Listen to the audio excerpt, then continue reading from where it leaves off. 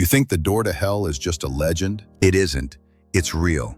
And the most terrifying thing about it is not the fire itself, but the fact that humans created it. In the vast Karakum Desert of Turkmenistan, a place where the sun scorches by day and freezing winds cut through the night, there burns a massive crater. It has been on fire for over half a century, and it has never gone out. Locals call it by a name that's both awe-inspiring and chilling: the door to hell. There are no demons here, no ancient curse, only a small human mistake big enough to turn an empty stretch of desert into a lasting symbol of fear and fascination. When night falls, the Darvaza Crater glows like a second sun. Waves of hot air rise, swirling sand into shimmering mirages. From a distance, the fire's glow paints the dunes orange, a flickering wound in the heart of the earth. Travelers come from around the world just to see it. That surreal moment when the flames surge upward, then settle, quietly breathing like something alive. They stand at the edge and ask the same questions. Why does it keep burning? And more haunting still, who opened this door to hell? Over 50 years ago, in 1971, a group of Soviet geologists arrived here searching for oil and gas. They set up their drilling rigs right in the middle of the desert, believing the ground beneath them held endless energy. But then the earth began to tremble. Without warning, the ground collapsed, swallowing machinery, vehicles, everything. They had unknowingly drilled into a massive underground pocket of methane gas, a natural fuel that burns with invisible danger. As toxic gas escaped, the team made a desperate decision: set it on fire to prevent an environmental disaster. They thought the flames would last a few days, maybe weeks, but days turned into months, months into years, and the fire never stopped. Recovered to local legend, still unverified, nomads in the desert saw the fiery glow that night and believed a gateway to the underworld had opened. They said the flames roared like a wild beast in the darkness. Since that day, the name stuck: the door to hell. A small mistake that left behind an eternal fire, a flame that time, wind, and even mankind itself could not extinguish. Today, when you stand before the crater, you feel the heat on your skin. You hear the quiet hiss of burning gas, like the earth exhaling from its depths. The air shimmers, the sand glows red. You can't tell if you're looking at a wonder or a warning. And in the silence of the desert, every visitor ends up asking the same question: is this just a hole of fire, or a glimpse into the hell we created for ourselves? The story begins more than 50 years ago, 1971. A remote patch of desert in what was then the Soviet Republic of Turkmenistan. A group of geologists arrived, chasing energy beneath the sand. They drilled into the ground, searching for oil. At first, everything looked normal: steel pipes, rumbling engines, the promise of discovery. But beneath their feet, the earth was hollow. What they believed to be solid rock was actually a thin crust above a vast pocket of natural gas, mostly methane. Then it happened. Without warning, the surface collapsed. The entire drilling rig and its heavy trucks plunged into a gaping hole. Dust rose. Silence followed. When it cleared, a crater had formed, nearly 70 meters wide and 30 meters deep.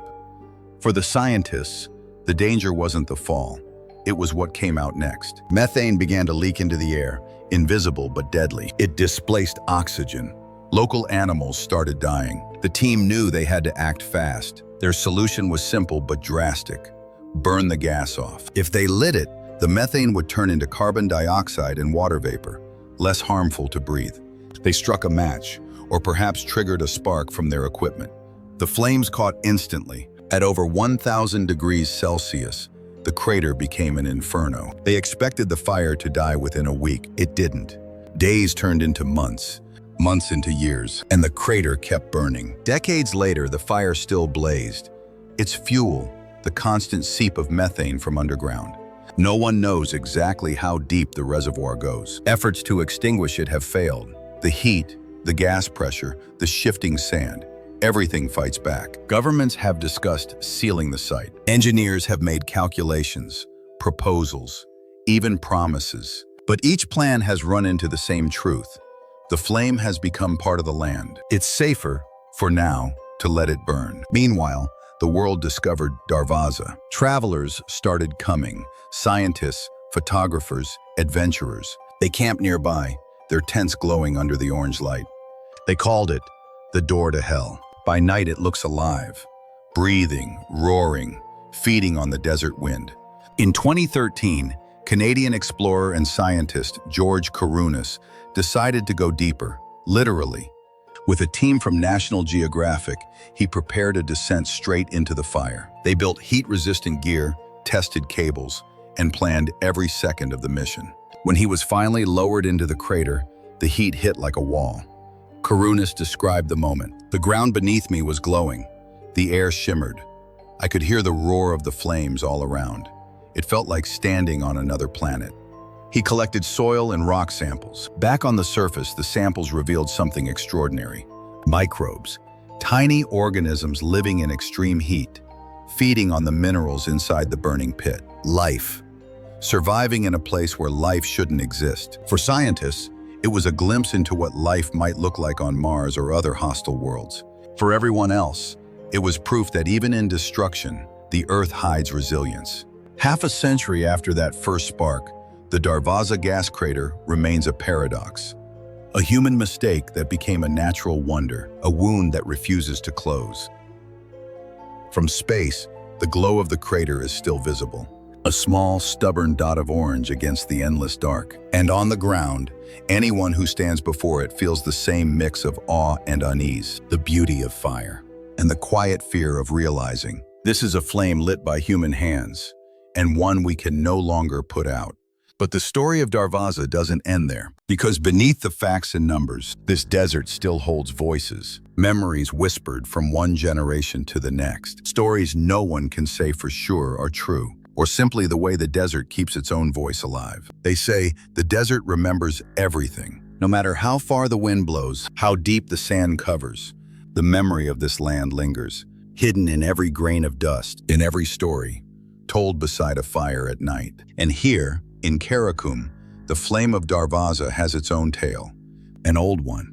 The elders say that on the first night the fire was born, the ground roared like thunder, and the desert itself began to breathe. They believed the earth was angry because humans had drilled into its heart. Since that night, the glow has never faded. Even from miles away, the sky carries its reflection, a red horizon that never sleeps. The nomads began to call it the door to hell, a place where the earth opened itself and the fire inside refused to close again. Some swear that on windy nights, you can hear a deep rumble rising from below, a sound like something alive, trapped, restless, breathing in the dark. Others say it's only the wind. But if you've ever stood there, alone in that vast silence, you might understand why no one dares to swear they imagined it.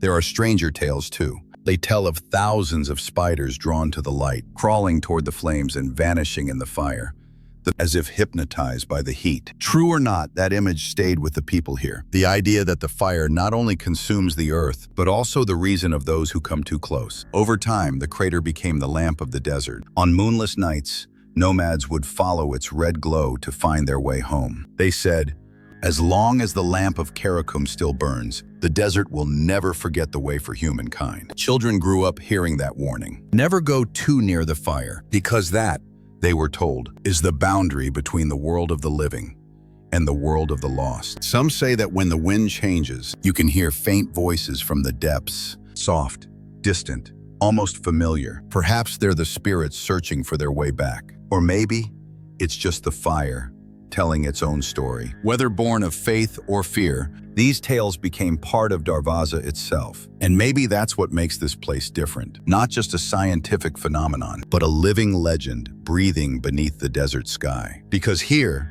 under the endless stars, the line between science and belief fades into the heat. People come to see the crater, but they leave with the feeling that they've heard an ancient story, whispered through fire. A story about a flame that never dies, and about the earth, still breathing, still alive, reminding us that everything we touch carries a spirit of its own.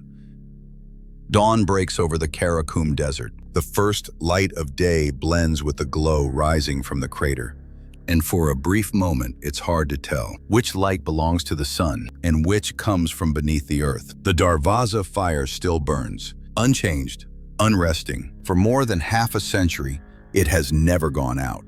As if the earth is keeping a memory. a memory left behind by us. It all began with a small mistake, a single decision made in haste, yet its consequence continues to burn brighter than a human lifetime. Some call it a disaster, others call it a wonder. But from any angle, Darvaza stands as a mirror of humanity, reflecting both our brilliance and our carelessness. We once believed we could control nature, that with enough science, enough precision, we could command the forces of earth, fire, and gas. But sometimes, what we try hardest to control is what humbles us the most. Darvaza reminds us that technology can measure pressure. It can map depth, but it cannot measure the limits of human ambition. The fire keeps burning, not only because of methane, but because it carries the memory of a mistake and the silent warning of what happens when curiosity has no boundaries. And yet, within its fierce beauty, there is something that makes people stop